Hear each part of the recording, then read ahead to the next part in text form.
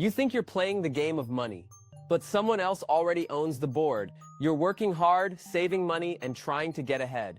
But no matter how much effort you put in, something feels off. Rent keeps rising, utilities cost more, groceries eat up your paycheck faster than ever. Feels like someone is always collecting money every time you make a move. That's not your imagination. That's the game working exactly as it was designed. And most people are stuck playing by the rules, not realizing the rules were never made for them.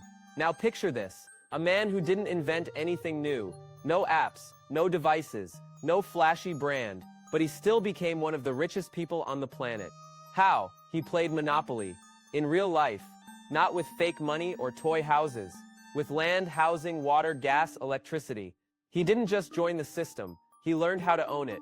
His name is Li Ka-Shing, and he built an empire so powerful, even governments had to play by his terms.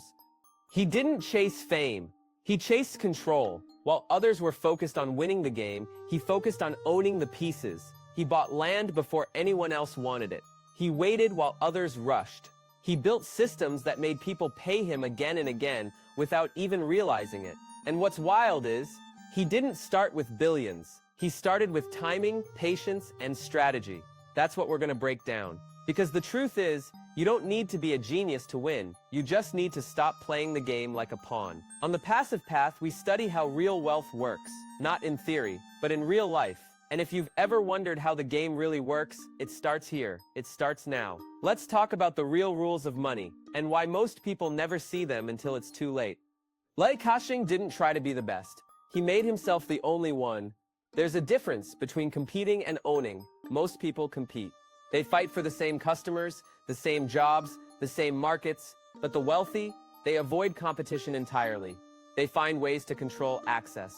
They own the land, the utilities, the infrastructure. Instead of selling the product, they sell the platform. Instead of being one of many, they become the gatekeeper. Li Ka-Shing mastered this. He bought land before it was valuable, not to build immediately, but to wait. He let demand build. He created scarcity. Then he released what people needed on his terms. It wasn't just about land. He controlled water, electricity, gas, and housing. If you needed a place to live, he made money. If you turned on the lights, he made money. If you flushed the toilet, he made money. You didn't even have to know his name, but you were paying him over and over again. And here's the real kicker. He once said that the wealth people saw, the assets he publicly disclosed, were less than half of what he actually owned. That's because the richest people don't just own visible things, they own invisible ones too. Cash, gold, private assets, collectibles, things that don't show up on lists or tax records, so when people think they understand someone's wealth, they're often only seeing the tip of the iceberg. It's not just about working hard, it's about understanding how value hides in plain sight. You don't need a fancy product, you need control over something people can't avoid. Think less about being impressive, think more about being necessary. Ask yourself this, are you building something that people want, or are you positioning yourself so people have no choice but to go through you? One path creates income, the other creates power, and power pays forever. Do you like this personality? Li Ka-Shing didn't rush. He played the long game. Most people buy land and build as fast as possible. They want quick returns. They need cash flow. Li didn't need quick, he needed leverage. He bought land on the outskirts, not in the center, not where people were already living. He bought farmland, cheap, empty, overlooked. And then, he did nothing. He let the city grow. He let the population increase. He let the demand build. Meanwhile, he sat on his land like a chess piece waiting for the right moment. As homes in the city became more expensive, people had no choice but to move outward, and guess who owned the only buildable land left? Li Ka-Shing. But he still didn't rush to build. Why? Because if supply is low and demand is high, prices go up. By waiting, he increased the value of his existing properties. The fewer new homes he released, the more expensive the others became. And when the price was high enough, he had two options: build and sell the homes himself, or sell the land to smaller developers at double or triple the original price. Either way, he won. He didn't need to lift a hammer, he didn't need to sell fast, he let pressure do the work. This is how patience creates power.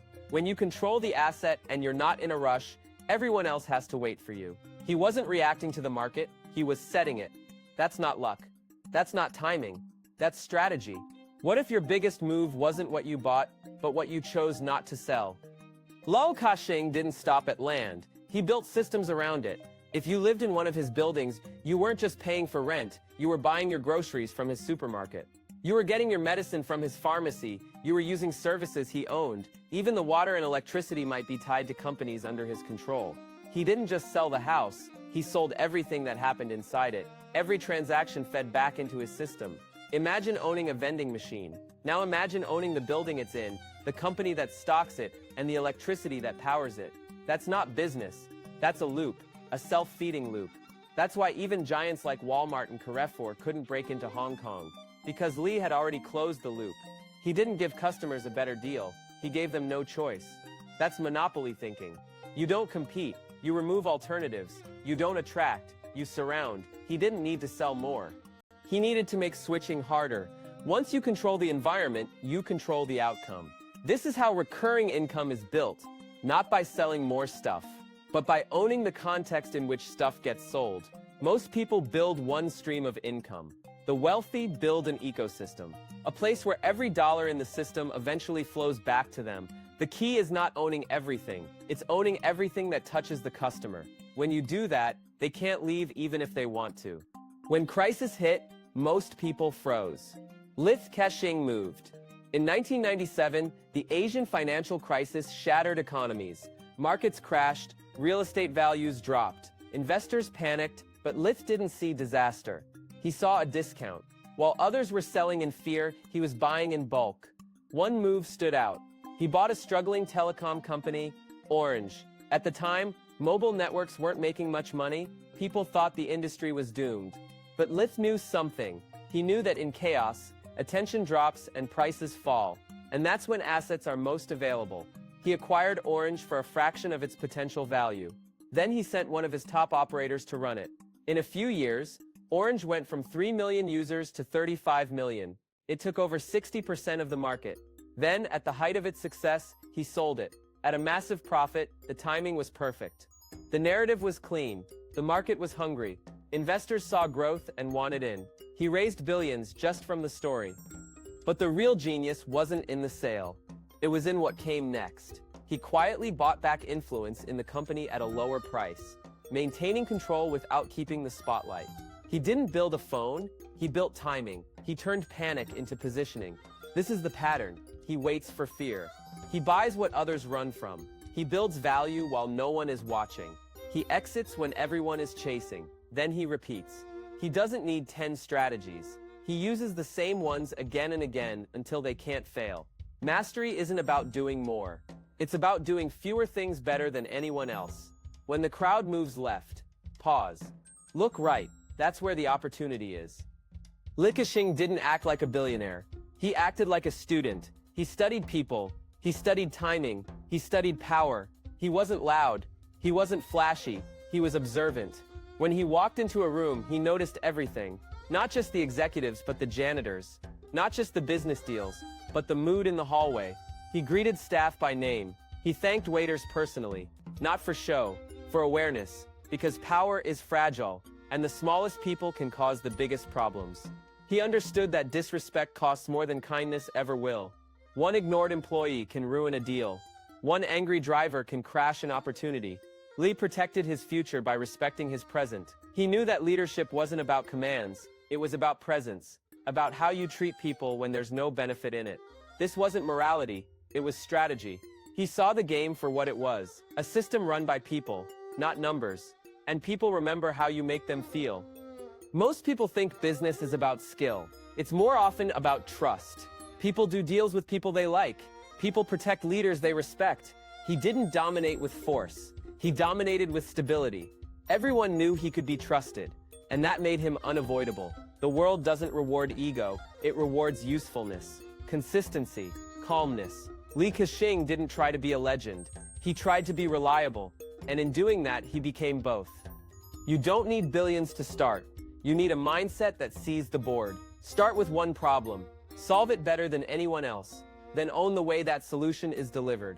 It could be a product, a service, and experience.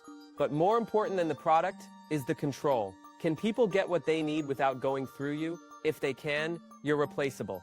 If they can't, you're essential. Start small. Pick a niche no one is paying attention to. Master it. Then expand slowly. Dominate a corner. Then build a street. Then take the block. But never rush. Speed without strategy is noise. Build systems that make money even when you're not there. Think subscriptions. Think rentals. Think tools people can't stop using. And most importantly, buy when others are scared. In downturns, prices drop. People panic. Assets go on sale. This is when the board resets. This is when new players rise. You don't need to predict the future. You just need to be ready when others fold. And you don't need to be ruthless. You need to be sharp. Respect the people around you. Build trust. Make allies. Because you don't win this game alone. You win by building quiet power. You don't need a flashy brand. You need deep roots. Every decision should move you toward control, not just cash. Don't ask how to make money. Ask how to make money that keeps coming in. The passive path isn't about working harder. It's about playing smarter. And the smartest move you can make is to stop playing their game and start building your own. If you've made it this far, you already think differently than most people. You're not here for shortcuts. You're here to understand how the game is really played. Now you've seen how Li Ka-Shing built wealth without hype, how he used patience, timing, and control to create a system that worked for him forever. The truth is, anyone can start down that same path. It doesn't take luck, it takes clarity. Own something, control access, be useful, be quiet, and let time do the heavy lifting. This is the passive path, a place where we don't just talk about getting rich. We study how wealth really works and how to make it work for you. If this video helped you think in a new way, hit the like button, subscribe to stay updated with more videos just like this, drop a comment with one thing you're going to take action on, and share this video with someone you care about, because the sooner we stop playing someone else's game, the sooner we start building our own. Good luck on your journey. Feel free to explore other videos on this channel, and I'll see you in the next one.